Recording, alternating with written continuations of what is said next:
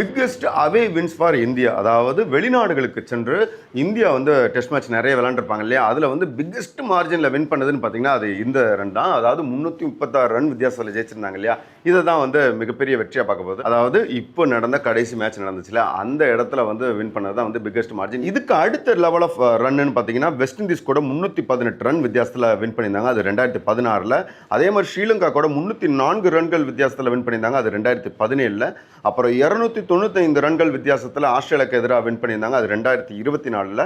அப்புறம் கடைசியாக 279 ரன்கள் வித்தியாசத்தில் வந்து இங்கிலாண்டை வந்து லீட்ஸில் வின் பண்ணியிருந்தாங்க, அது வந்து 1986. இந்த மேட்ச் எங்கே நடந்துச்சுன்னு எல்லாருக்குமே தெரியும், இங்கிலாண்டில் பிர்மிங்ஹாமில் தான் நடந்துருந்துச்சு. இந்த மேட்ச்சுக்கு முன்னாடி நிறைய இந்தியன் பிளேயர்ஸ் போய் நாங்கள் விளையாண்டுருப்பாங்க இல்லையா, நிறைய இந்தியன் கேப்டன்ஸ் வந்து அங்கே போய் விளையாண்டுருப்பாங்க, நிறைய வருஷமாக விளையாண்டுருப்பாங்க இல்லையா. சரி, ஓகே, எதுக்கு இது சொல்கிறேன்னு தானே யோசிக்கிறீங்க. ஓகே சொல்கிறேன். என்னென்னா இத்தனை வருஷம் விளையாண்டு அந்த கிரவுண்டில் மட்டும் நம்ம இது நாள் வரைக்கும் இந்தியா டீம் ஜெயிச்சதே இல்லைங்க. அதாவது பட்டோடியா இருக்கலாம், வெங்கட்ராகவனா இருக்கலாம், கபில் தேவா இருக்கலாம், விராட் கோலியா இருக்கலாம், பும்ராவா இருக்கலாம், தோனியா இருக்கலாம், இப்படி இதுக்கு முன்னாடி போன எந்த ஒரு இந்தியன் கேப்டனுமே வந்து அங்கே போய் ஒரு வெற்றியை வந்து குவிச்சதில்லை. இதுதான் ஃபர்ஸ்ட் டைம், அதுவும் இருக்கிறதுலே லார்ஜஸ்ட் மார்ஜினில் வந்து வின் பண்ணது வந்து பார்த்தீங்கன்னா அது வந்து சுப்மன் கில் தான். இந்த பெருமை வந்து சுப்மன் கில்க்கு போகும்னு சொல்லலாம்.